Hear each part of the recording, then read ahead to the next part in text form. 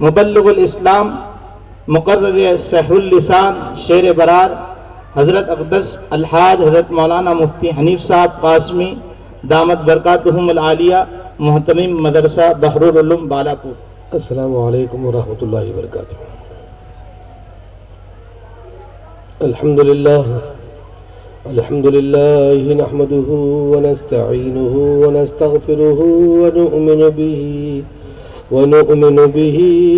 ونتوکل علیہ ونعوذ باللہ من شرور انفسنا ومن سیئات اعمالنا من يهده الله فلا مضل له ومن يضلله فلا هادي له ونشهد أن لا إله إلا الله وحده لا شريك له ونشهد أن سيدنا وسندنا وحبيبنا ونبينا وهادينا ومرشدنا ومولانا محمدا عبده ورسوله الذي أرسل بالحق بشيرا ونذيرا، أما بعد فأعوذ بالله من الشيطان الرجيم، بسم الله الرحمن الرحيم. لو أنزلنا هذا القرآن على جبل لرأيته خاشعا متصدعا من خشية الله، وتلك الأمثال نضربها للناس لعلهم يتفكرون. وقال النبي صلى الله عليه وسلم يقول الرب تبارك وتعالى من شغله القرآن عن ذكري ومسألتي أعطيته أفضل ما أوتي السائلين، وفضل كلام الله تعالى على سائر الكلام كفضل الله على خلقه، أو كما قال عليه الصلاة والسلام. صدق الله العظيم وصدق رسوله النبي الكريم. محترم صدر جلسہ، اسٹیج پر رونق افروز برجمان لائق صد احترام علماء کرام، میرے سامنے بیٹھے ہوئے تمام بزرگان دین اور عزیز دوستوں، اللہ پاک کا بہت بڑا فضل کرم اور احسان ہے، اس نے ہم تمام کو ایسی مبارک مجلس میں کچھ دیر اپنی اور اپنے دین کی بات سننے کے لیے جمع فرمایا۔ کہنے والا سننے والے سبھی عمل کے محتاج ہیں، دعا فرمائیں اللہ تعالی ہم تمام کو کہنے سننے سے زیادہ عمل کرنے کی توفیق نصیب فرمائے۔ بار بار ہمارے انصر صاحب ناظم جلسہ نے آپ لوگوں کو دعوت دی تھوڑا آگے آگے ہو جائیں، مگر لگتا ہے آپ کی چپل یا جوتی زیادہ اہم ہے، جس کو چھوڑنے کو طبیعت نہیں چاہ رہی۔ تھوڑا سا آگے آ جاؤ نا، ذرا سا یہ پیچھے والے لال شرٹ والے بھائی آگے آ جائیں۔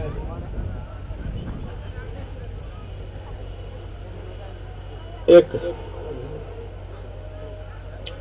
پیر صاحب مسجد میں پہنچے، مرید صاحب ساتھ میں تھے، پیر صاحب نے نئی چپل خریدے تھے، جلدی میں وہیں سامنے دروازے کے پاس چھوڑ کر آگے بڑھ گئے۔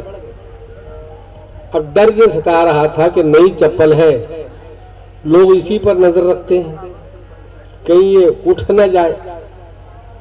مرید کو بولنا بھول گئے کہ ذرا دھیان میں رکھنا، نئی چپل ہے، لوگ کہیں چرا نہ لے۔ تو سوچنے لگے منبر پر سے اشارے میں بولتا ہوں، اگر سمجھ گیا تو سمجھ گیا، نہیں سمجھا تو چپل گئی۔ انہوں نے اسٹیج پر بیٹھتے ہی آواز لگائی، 2 روپے کے پاپوش خریدا نظر میں رکھنا اللہ اللہ، پاپوش مانے جوتا، 2 روپے کے پاپوش خریدا نظر میں رکھنا اللہ اللہ۔ مرید بھی بڑا چالاک تھا، وہیں سے جواب دیا، ذکر خدا میں فکر نہ کرنا کمر سے باندھا اللہ اللہ۔ ٹینشن مت لو، کمر سے باندھ کے رکھا۔ تو ایسا اپنا چپل جوتے کا معاملہ نہیں، ماشاءاللہ۔ مولانا عطاء اللہ شاہ بخاری رحمۃ اللہ علیہ بہت بڑے مناظر وقت داعی اسلام گزرے ہیں. ایک مرتبہ ان کے پاس کچھ لوگ آئے, آ کر کہنے لگے حضرت ہمارے ہاں بیانات ہوتے رہتے ہیں. اسٹیج پر ایک عالم صاحب آئے, انہوں نے کہا کہ قبر کے مردے نہیں سنتے, سنانا نہیں چاہیے. ایک عالم صاحب آئے, وہ کہنے لگے قبر کے مردے سنتے ہیں, دم سنانا چاہیے, خوب سنا. اب آپ بتائیں حضرت کہ سنتے کہ نہیں سنتے؟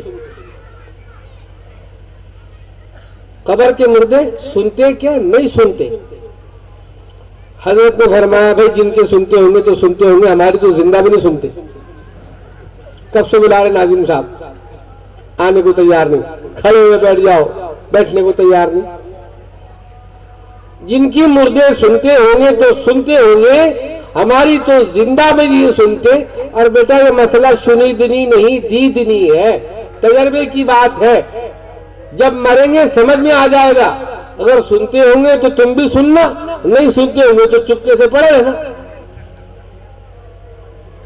پھر ایک کام کی بات بتائی, تم مردوں کو سنانے کی بات کرتے ہو یارو, میں زندوں سے مایوس ہوں. قسم اللہ کی 40 سال سے زندہ لوگوں کے اس قبرستان میں قرآن لے کر پھر رہا ہوں. لوگوں اللہ کا کلام سنو اتارا تھا, پرندوں چرندوں درندوں کو سناتا تو سامنے آ کر بیٹھ جاتے, آسمان کے ستاروں کو سناتا تو جھک پڑتے. یہ انسان ہے, انسانوں کا قبرستان ہے, زندہ لوگوں کا قبرستان ہے. جہاں لے کر پھر رہا ہوں کوئی سننے کو تیار نہیں.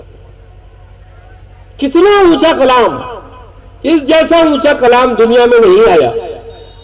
تورات, انجیل, زبور, صحائف, الواح جتنی اتری ہے اللہ پاک نے بیک وقت اٹھا کر دے دیا.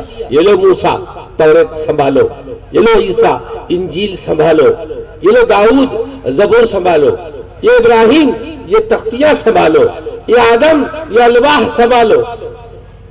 اس میں ہمارے احکام لکھے ہیں, یا یحییٰ خذ الکتاب بقوہ.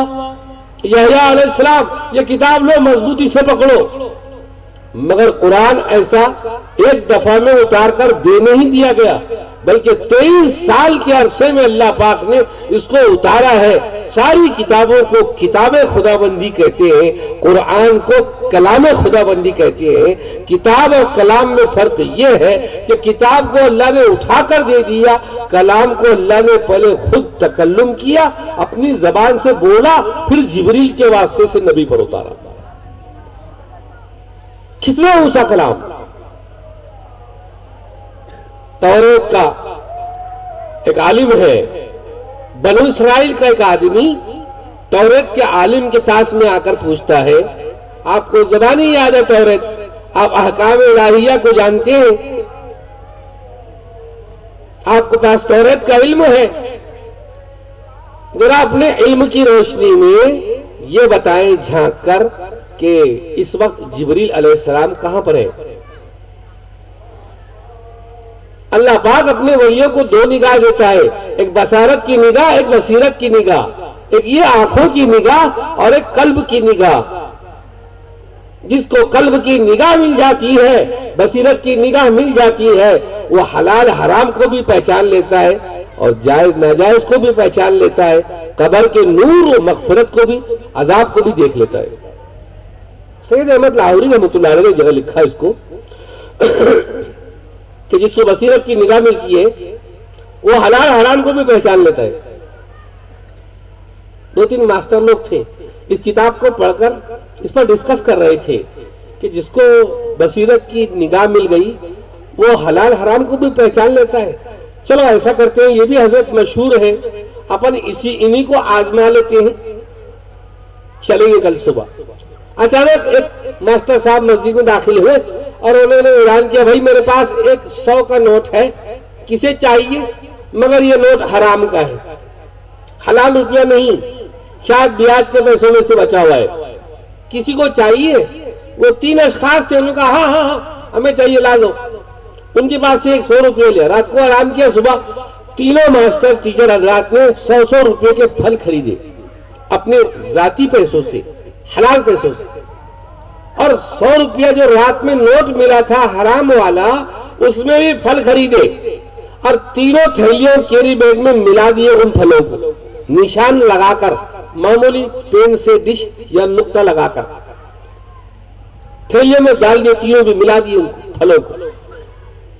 یہ صرف 3 لوگ جان سکتے تھے کون سے پھل حرام پیسوں سے خریدے ہوئے، کیونکہ انہوں نے اس پر نشان لگایا تھا۔ سفر کیا، شیخ احمد لاہوری رحمۃ اللہ علیہ کی خدمت میں پہنچ گئے اور جا کر کہنے لگے السلام علیکم حضرت، جی فرمائیے کیسے آنا ہوا؟ جی حضرت آپ کی زیارت اور آپ کی ملاقات کے لیے آئے ہیں۔ حضرت فرماتے ہیں میری ملاقات کے لیے آئے نہ ہنجارو، یا میرا امتحان لینے کے لیے آئے ہیں؟ انہوں نے اپنی تھیلیوں کو، جب تینوں نے تھیلیاں اڑیلی تو حضرت نے ایک ایک پھل نکال کر الگ چھانٹ دیا اور فرمایا یہ پیسے حرام پیسوں سے خریدے ہوئے ہیں اور یہ حلال پیسوں سے خریدے ہوئے، بنا پوچھے خود ہی بتا دیا۔ یہ ہے اللہ کا ولی جو بصیرت کی نگاہ لیے بیٹھا ہے، حلال کو سمجھتا ہے، حرام کو سمجھتا ہے۔ وہ تینوں اپنی جگہ شرمندہ ہوئے اور کہنے لگے حضرت امتحان مقصود نہیں تھا، بس دیکھنا چاہتے تھے، ہمیں اپنا مرید بنا لے۔ کہا جلدی یہاں سے اٹھ جاؤ اس سے پہلے کہ غضب نازل ہو، تمہیں کوئی مرید بنانا نہیں، اٹھو یہاں سے۔ کسی کا امتحان لیتے ہو پھر مرید بننا چاہتے ہو؟ یہ تینوں اٹھ گئے وہاں سے، مسجد میں آ کر سو گئے، لیکن تینوں نے طے کر لیا اس وقت تک یہاں سے نہیں جائیں گے جب تک حضرت اپنی ارادت میں ہمیں نہ لے لے، مرید نہ بنا لے۔ صبح کو پھر حاضر ہوئے کہ حضرت معاف فرما دے، اللہ واسطے گستاخی معاف کرے، ہمیں اپنا مرید بنائے۔ حضرت نے فرمایا ٹھیک ہے، اب آؤ بیٹھے، تمہیں مرید بناتا ہوں، بیٹھو۔ یہ بصیرت کی نگاہ جس کو ملتی ہے وہ حلال حرام، قبر کے نور عذاب سب کچھ دیکھ لیتا ہے، اپنے قلب کی دنیا میں جھانک کر ساتوں آسمانوں کی سیر کر لیتا ہے، ساتوں زمینوں کی سیر کر لیتا ہے۔ کبھی کبھی تو اس ایک مشت خاک کے گرد طواف کرتے ہوئے 7 آسمان گزرے کہ اس دل کے اندر اتنی وسعت ہے کہ ساتوں آسمان بھی اور ساتوں زمین بھی آ جائیں تب بھی اس کی وسعت تھوڑی معلوم پڑتی ہے۔ میرا دل اتنا بڑا ہے، دکھنے کو بظاہر 3-4 انچ کا ہے، لیکن وسعت، اندر کی چوڑائی، اندر کی گہرائی اتنی بڑی ہے کہ ساتوں آسمان بھی اس میں آ جاتے ہیں، ساتوں زمین بھی اس میں آ جاتی ہے۔ اس لیے اللہ والے جب ذکر کراتے ہیں تو زبان سے ذکر، الا اللہ الا اللہ الا اللہ الا اللہ، یہ زبان کا ذکر، ایک قلب کا ذکر، ایک روح سے ذکر، ایک سر سے ذکر، ایک خفی سے ذکر، ایک اخفا سے ذکر، ایک دل کی دھڑکن سے ذکر، بدن کی رو سے ذکر، پاس سے انفاس سے ذکر۔ سانس جا رہی ہے اللہ، سانس آ رہی ہے اللہ، لطائف عشر اسے کہتے ہیں۔ پھر سیر افلاق، آسمانوں کی سیر، یہ پہلا آسمان، یہ دوسرا، تیسرا، 5واں، 6واں، 7واں آسمان، 7 آسمانوں کی سیر۔ اللہ والے، اللہ کے ولی اپنے مریدین کو جو سالکین ہیں ماشاءاللہ وہ جانتے ہیں۔ یہ 10 لطیفے پورے کرنے کے بعد مولانا تھانوی کسی کو مرید بنایا کرتے تھے۔ پہلے 10 لطیفے مکمل کرو، افلاق کی سیر کرو، 7 آسمان تمہارے قلب میں سما جائیں، یہ ترتیب ہوا کرتی تھی۔ تو توریت کے عالم کے پاس بنو اسرائیل کا آدمی سامنے آ کر بیٹھا اور کہنے لگا حضرت مجھے اپنے علم کی روشنی میں قلب میں جھانک کر بتائیں کہ اس وقت جبریل علیہ السلام کہاں پر ہے۔ اس عالم نے یوں نگاہ جھکائی، قلب پر نگاہ جمائی، تھوڑی دیر مراقبہ کیا اور پھر سر اٹھا کر کہنے لگا میں نے 7 آسمانوں کی سیر کر لی، جبریل کا پتہ 7 آسمانوں میں کہیں نہیں، 7 آسمانوں میں کہیں جبریل نہیں۔ تو سامنے بیٹھے شخص نے کہا کہ پھر زمینوں میں دیکھو شاید وہاں مل جائے۔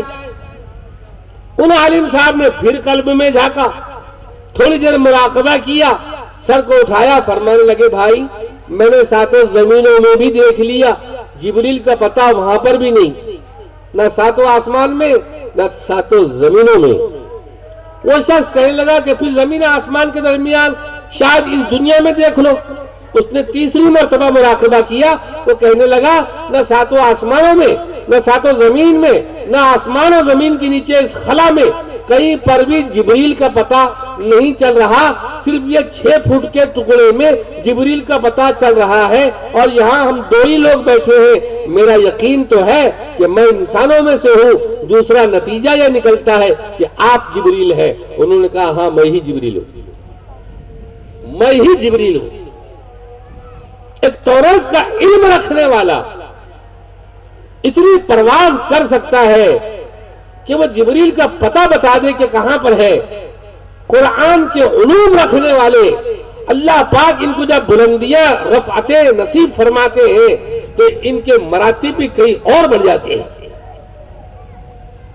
قرآنی علوم سینوں میں لے کر پھرنے والے، نور نبوت دلوں میں لے کر پھرنے والے جلال الدین رومی رحمۃ اللہ علیہ بہت بڑے اپنے وقت کے فلاسفر گزرے. چھوٹی سی عمر میں علم فلسفہ حاصل کر لیا تھا. چھوٹی سی عمر میں علم فلسفہ ایک علم ہے. ہم تو نام بھی نہیں جانے فلسفے کا کیا نام ہے. پہلے ہمارے علماء کرام کو 18 فنون پڑھائے جاتے تھے. یہ سائنس، یہ ریاضی، یہ سوشل سائنس، یہ علم منطق، علم فلسفہ، علم بدیع، علم کلام، علم بیان، علم تفسیر، علم حدیث، یہ علم بلاغت، یہ سارے علوم سکھائے جاتے تھے. 18 علوم. اس میں ایک علم تھا علم فلسفہ.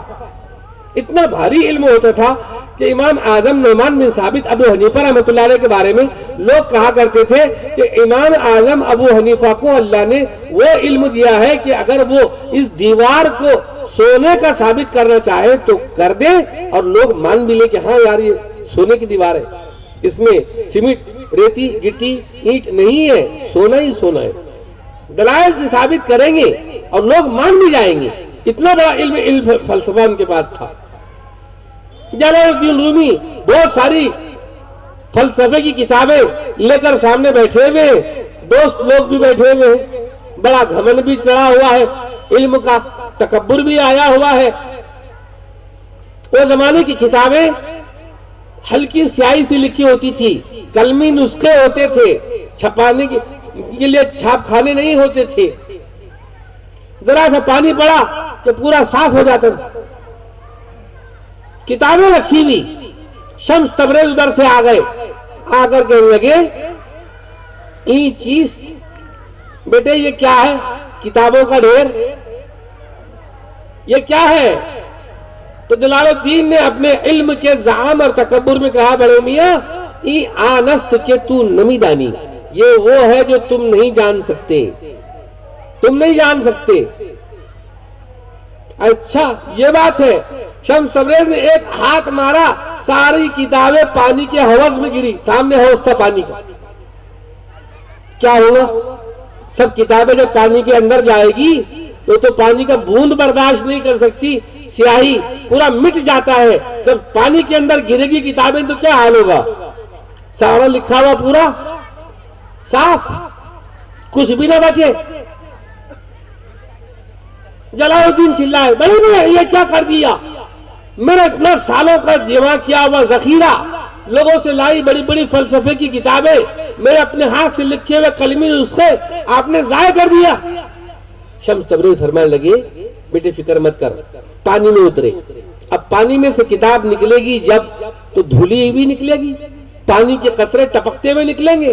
لیکن اس کے برخلاف ایک ایک کتاب شمس تبریز پانی میں سے نکالتے تھے اور دھول جھٹک کر اس کو سائیڈ میں رکھتے تھے. پانی میں سے نکالتے تھے، دھول جھٹک کر سائیڈ میں رکھتے تھے. ایک بھی کتاب کو پانی کا قطرہ نہیں لگا. ساری کتابیں سوکھی باہر آئی. اب پوچھنے کی باری جلال الدین کی تھی. جلال الدین پوچھنے لگے بڑے میاں یہ چیز یہ کیا ہے کہ پانی کے اندر سے بھی سوکھی نکل رہی ہے؟ یہ چیز یہ کیا ہے؟ اب شمس تبریز نے فرمایا ای آنست کہ تو نمی دانی، بیٹا یہ وہ ہے جو تو نہیں جانتا. جب علوم نبوت سینے میں آتے ہیں، نور نبوت سینے میں آتا ہے تو اللہ پاک اللہ اپنے ولیوں کے لیے، ان حفاظ کرام کے لیے، ان علماء کرام کے لیے، ان مفتیان نظام کے لیے، ان سالکین کے لیے، یہ ذکر اللہ کی کثرت کرنے والے، یہ اہل ورع و اہل تقوی، ان لوگوں کے لیے اللہ پاک پھر وقت کو سکیڑ دیتا ہے اور پھر زمین کو لپیٹ دیتا ہے۔ ہمارے استاد محترم فرمایا کرتے تھے، حضرت علی رضی اللہ عنہ گھوڑے کی رکاب میں پیر رکھ کر بیٹھنے تک، یہ پیر اٹکایا اور یہ اچھل کر بیٹھا، 10 سیکنڈ بھی شاید نہیں لگتے۔ اتنی دیر میں حضرت علی رضی اللہ عنہ ایک قرآن ختم کرتے تھے۔ کتنا؟ ارے آپ بولو نا، ارے سب مکھی، ایک قرآن ختم کرتے تھے۔ کتنی دیر میں؟ 10 سیکنڈ میں۔ بات سر پر سے چلی گئی۔ ہم نے استاد سے کہا کہ حضرت ایسا بھی کہیں ہو سکتا ہے کہ 10 سیکنڈ میں اعوذ باللہ بسم اللہ نہیں پڑی جاتی، الحمد شریف بھی نہیں ہوتی، کمپیوٹر بھی چلا شاید وہ بھی فیل ہو جائے گا، اس کو بھی کچھ دیر لگے گی، 10 سیکنڈ میں پڑھنا الف لام میم سے والناس تک تو مشکل ہی ہے۔ حضرت نے فرمایا بالغ ہونا کسے کہتے ہیں؟ اگر کسی کو پوچھیں گے تو وہ کیا کہے گا؟ کیسا بتائیں گا؟ وہ تو پتہ چلے گا جب بڑا ہوگا تب۔ شراب کا مزہ کیسا ہوتا ہے کیسا بتائیں گا؟ جب پیئیں گا تب پتہ چلے گا کہ ہاں ایسا مزہ ہوتا ہے۔ بعض مسئلے دیکھ کر نہیں، استعمال کرنے کے بعد سمجھ میں آتا ہے، اس وقت پہنچنے تک سمجھ میں آتا ہے۔ تو یہ تو الزامی جواب دیا۔ پھر فرمایا بیٹا ہمارے پاس میں وقت کا طول و عرض ہے، اللہ والوں کے پاس میں اللہ وقت میں گہرائی بھی دیتا ہے۔ ہمارے نبی علیہ الصلوۃ والسلام کے لیے اللہ پاک نے قرآن میں کیا فرمایا؟ سبحان الذی اسری بعبدہ لیلا من المسجد الحرام الی المسجد الاقصی۔ پاک ہے وہ ذات جو لے گئے اپنے بندے کو تھوڑی دیر میں، رات کے تھوڑے سے حصے میں، یعنی چند گھنٹوں میں نہیں، چند منٹوں میں نہیں، سیکنڈوں میں، تھوڑے سے حصے میں، مسجد حرام سے بیت المقدس تک، بیت المقدس سے 7 آسمانوں تک، 7 آسمانوں سے لوح و کرسی تک، عرش و قلم تک، سدرۃ المنتہا تک۔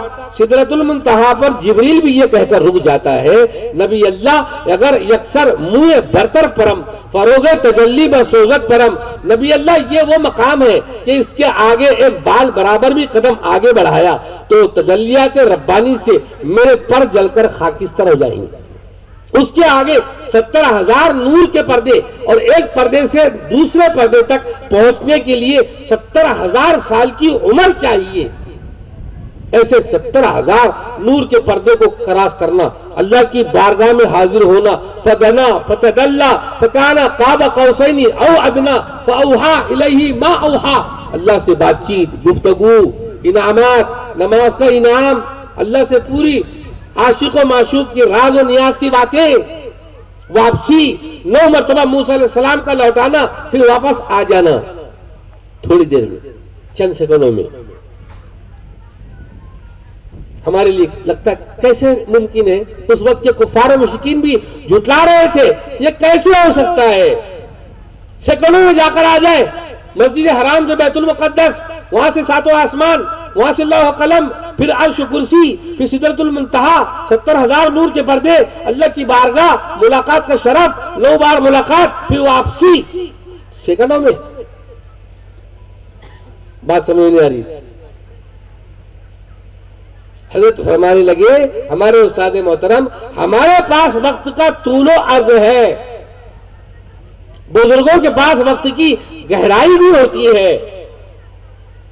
ایک مرید اپنے پیر صاحب سے کہنے لگا حضرت سب گاؤں کے لوگ اپنے جا رہے حج کے لیے، اپن بھی چلتے ہیں۔ وہ زمانے میں ٹرین، بس، ہوائی جہاز کچھ تھے نہیں، پیدل کے اونٹ کے اس کے سفر تھے۔ حضرت چلے؟ ہاں جائیں گے۔ قافلہ گزر گیا، دوسرے قافلے والے آ گئے۔ حضرت دوسرے قافلے والے آ رہے، کم از کم ان کے ساتھ چل جائیں گے، اپنا بھی حج ہو جائے گا، کہیں چلیں گے بعد میں۔ وہ بھی چلے گئے، کچھ دن باقی رہ گئے۔ حضرت ہم کتنے بد نصیب، وہ کتنے خوش نصیب جو گئے حج کے لیے، ماشاءاللہ وہ حج کریں گے، ہم یوں بیٹھے ہوئے۔ حضرت فرماتے ہاں ہاں جائیں گے جائیں گے۔ مرید کہہ رہا ہے دل میں اب اگلے سال ہی جائیں گے، یہ سال کہاں جاتے ہیں؟ 8 دن ہے حضرت کتنے خوش نصیب ہو، ہم گئے نہیں، ہاں جائیں گے، تو وہ صاف صاف بول دو نا اگلے سال جائیں گے، یہ سال کون جا سکتے؟ وہاں تو تصور بھی نہیں ہے جہاز کا، اس کا 7 تاریخ آ گئی ذی الحجہ کی، مرید کہہ رہا ہے رات میں شیخ صاحب پیر صاحب کتنے خوش نصیب اپنے گاؤں کے، آج 7 تاریخ ہے ذی الحجہ کی، احرام باندھیں گے، رات میں نکل جائیں گے، 8 تاریخ کو مینا میں ٹھہریں گے، فجر ظہر عصر مغرب عشاء 5 نمازیں پڑھیں گے، 9 تاریخ کو عرفات میں حاضر، شام میں پھر نکل جائیں گے، مزدلفہ میں ٹھہریں گے، 10 کو قربانی کریں گے۔ کتنے حاجی ماشاءاللہ خوش نصیب، ہم بیٹھے یہاں پر، حضرت فرمائیں گے جائیں گے، ہاں جائیں گے بیٹا اپن بھی جائیں گے، کہ اگلے سال ہی جائیں گے۔ یہ سال ہوتا کیا حج ہمارا؟ کیا پر لگے ہوئے ہیں، سلیمان کا تخت ملا ہوا ہے کہ نکل جائیں گے؟ آدھی رات گزری، پیر صاحب کہنے لگے بیٹے تم بہت دن سے کہہ رہے تھے حج کو چلنے کا، چلو احرام باندھ لو۔ دماغ گیا حضرت کا، کہا حضرت حج وہاں ہوتا مکے میں، یہاں ہوتا کیا؟ کعبے کے چکر وہاں لگانے پڑتے ہیں، گھر کے چکر لگائیں گے اپن؟ کہ میں جتنا کہہ رہا ہوں اتنا کر لے۔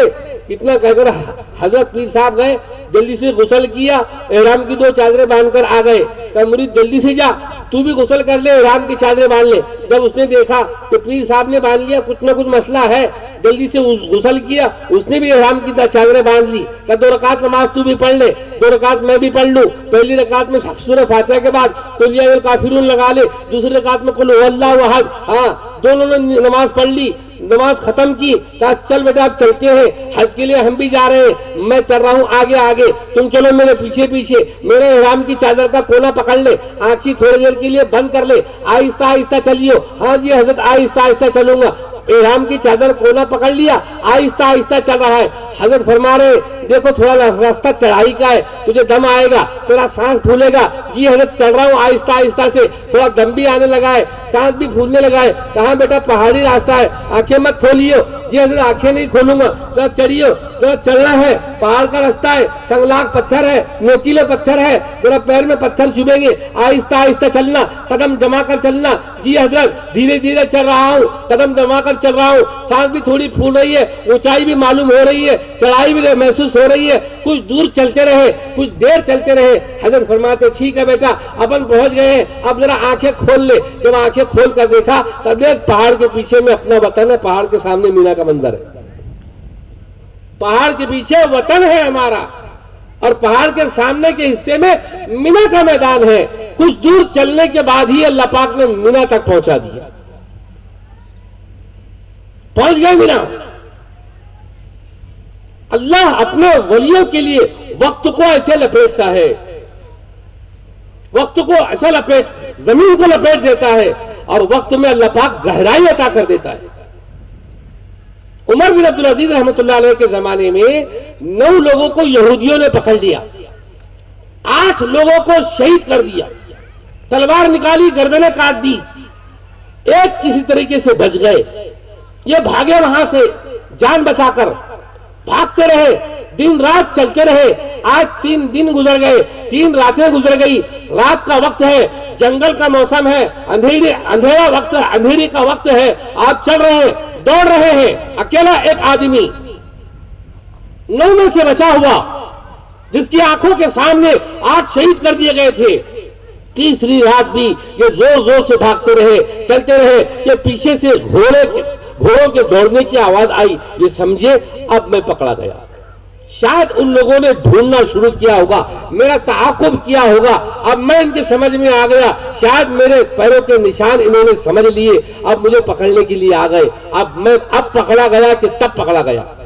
وہ آواز اور قریب آئی، دل دھڑکنے لگا، ہاں یہ آواز تو میرے قریب آ رہی ہے، میرے ہی پیچھے سے آ رہی ہے، میرے نقش قدم پر یہ لوگ چل رہے ہیں۔ جیسی آواز قریب آئی، رات کے اندھیرے میں کسی نے پکار کر کہا، خبیب ذرا رکو، خبیب ذرا رکو۔ میں نے کہا یا اللہ، یہ آواز تو مانوس سی لگ رہی ہے، اور یہودی لوگ مجھے کہاں پہچانیں گے، وہ مجھے میرے نام سے کہاں جانیں گے؟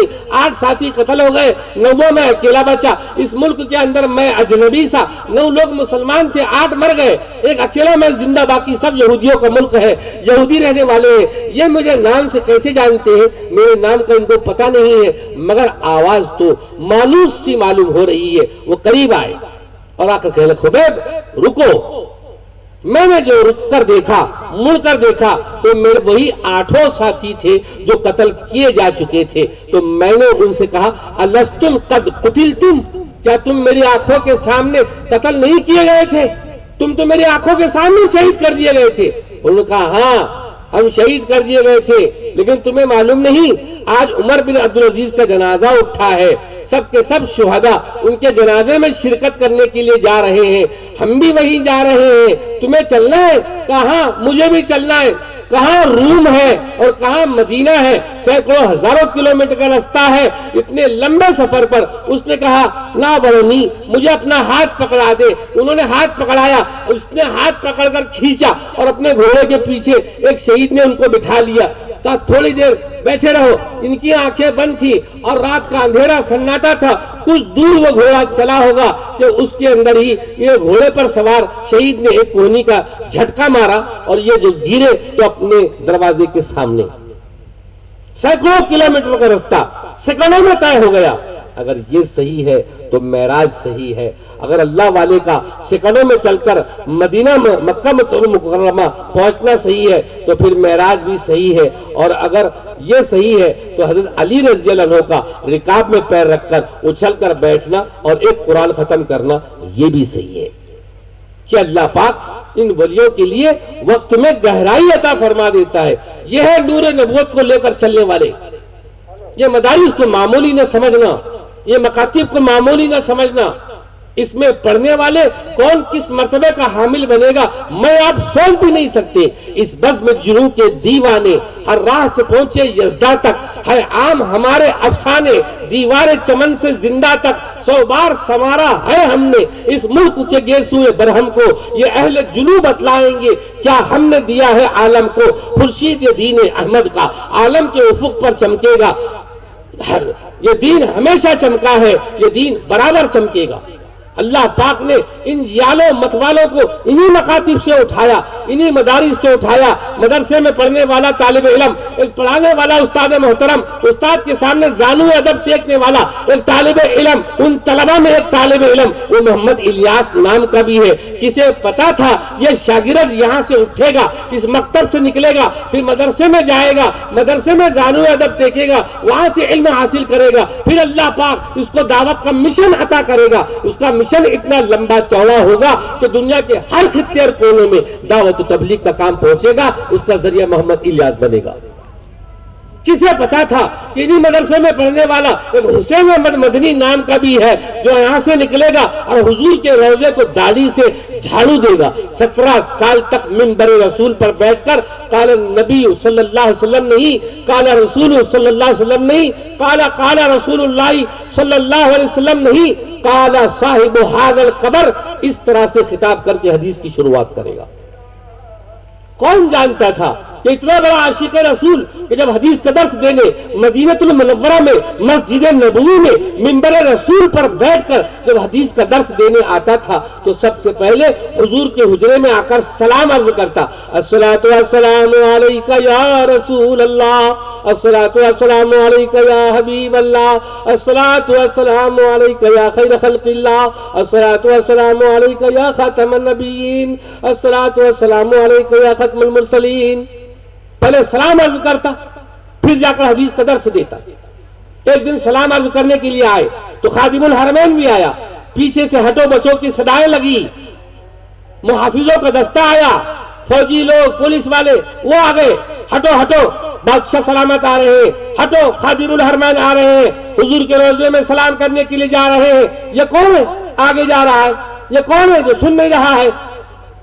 متولی نے کہا انہیں مت روکو، حضور کی حدیث کا درس دیتے ہیں، محدث ہے، شیخ الحدیث ہے، انہیں مت روکو. ان کی عادت مستمرہ ہے، پہلے سلام کرتے ہیں پھر حدیث کا درس دیتے ہیں. خادم الحرمین نے کہا ہاں ہاں انہیں مت روکو، آگے انہیں چلنے دو، پیچھے ہم چلیں گے. وہ آگے چلے حسین احمد مدنی، پیچھے بادشاہ چلا، اس کے پیچھے فوج چلی. جیسے ہی اندر روضے میں داخل ہوئے، حجرے میں داخل ہوئے، حسین احمد مدنی نے زور سے سلام کیا، الصلاۃ والسلام علیک یا رسول اللہ. تبر سے سلام کا جواب آ گیا، تبر سے سلام کا جواب آیا. خادم الحرمین نے سنا، بادشاہ وقت نے سنا، محافظ دستے نے سنا، جو ساتھ میں لوگ چل رہے تھے انہوں نے سنا، تو بادشاہ وقت کہنے لگا یہ کون کتنا بڑا عاشق ہے، یہ قبر سے سلام کا جواب آتا ہے۔ وہ متولی جس نے کہا تھا کہ ان کو مت روکو، آگے انہیں جانے دو، وہ متولی کہنے لگا ارے حضرت آپ ان کے سلام کے جواب پر تعجب کرتے ہیں، یہ ہندوستان سے آیا ہوا وہ عاشق رسول ہے، وہ عاشق نبی ہے، کہ یہ آپ تو ان کے سلام کے جواب پر تعجب کرنے لگے، یہ اتنا بڑا عاشق ہے کہ اگر سلام کے بعد مسافر کے لیے قبر کی طرف ہاتھ بڑھائے گا تو قبر سے ہاتھ باہر نکل آئے گا، مسافر کے لیے قبر سے ہاتھ باہر نکل آئے گا۔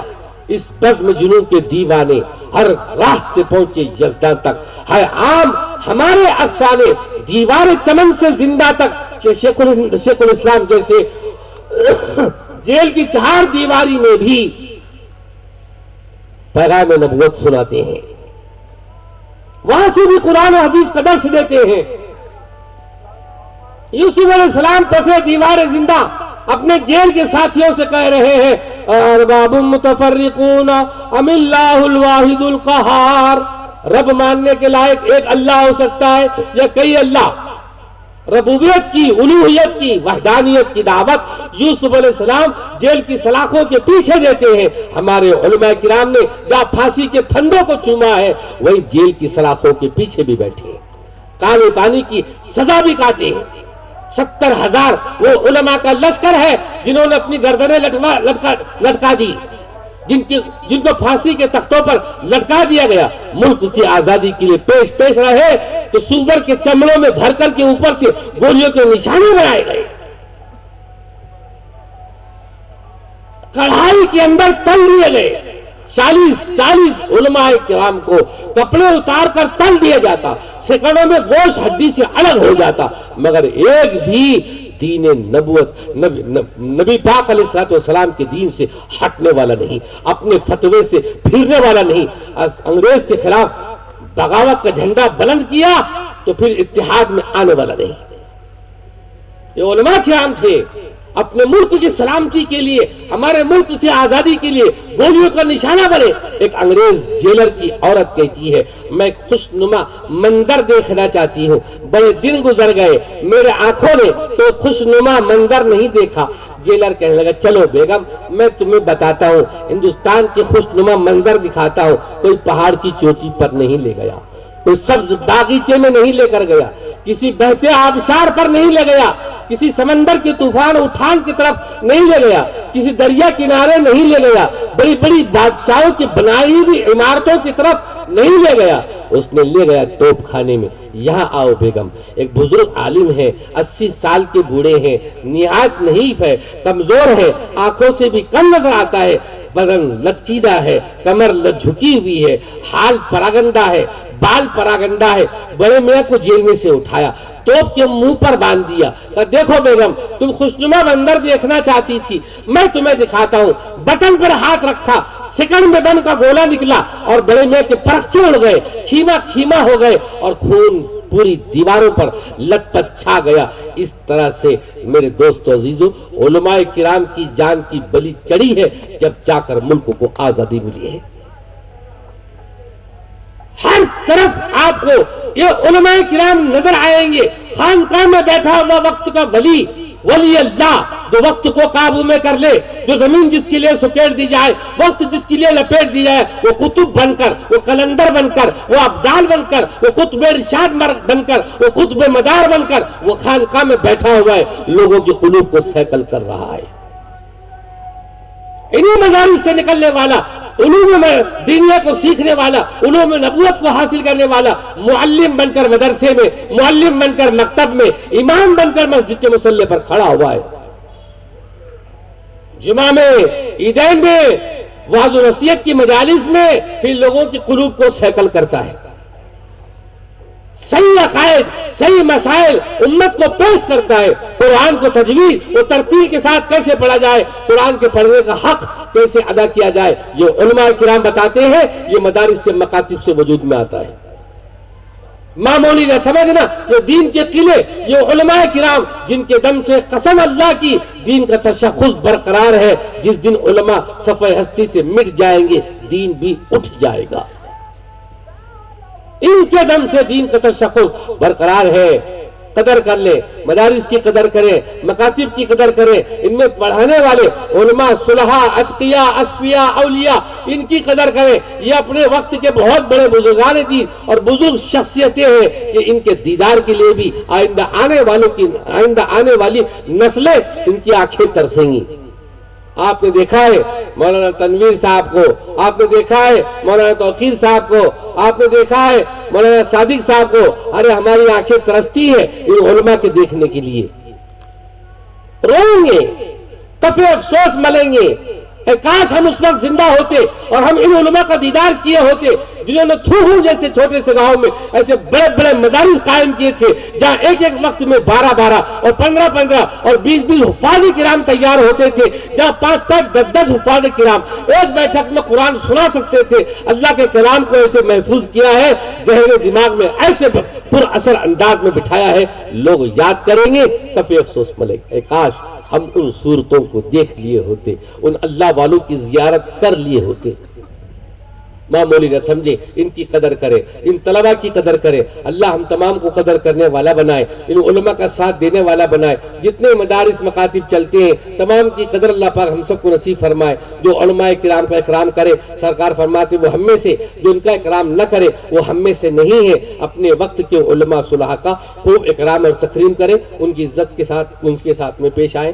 میں دعا کرتا ہوں اللہ پاک اس مدرسے کو دن دونی رات چوگنی ترقیات سے مالا مال فرمائے۔ طلباء نے بہت اچھے انداز میں پروگرام کو پیش کیا ہے، بڑے اچھے حسین انداز میں پیش کیا ہے۔ ان کے سنانے کے بعد میں اور کوئی چیز سنانا باقی نہیں رہ جاتی، مگر مولانا نے حکم کیا، ہم آپ کے سامنے بیٹھ گئے۔ طلباء نے خوشنما پروگرام پیش کیا۔ اللہ پاک ان طلباء کو خوب ترقیات سے مالا مال فرمائے۔ ان تمام طلباء کے تمام والدین اور سرپرستوں کو اللہ پاک عمر میں برکت اور خیر نصیب فرمائے، روزی روٹی میں خیر برکت نصیب فرمائے۔ مدرسے کو چلانے والے اراکین اور ذمہ داران اور تمام بہی خواہان جو دام درم قدم سخن تعاون کرتے ہیں، اللہ ہر ایک کے تعاون کو بہت قبول فرمائے۔ وآخر دعوانا ان الحمدللہ رب العالمین۔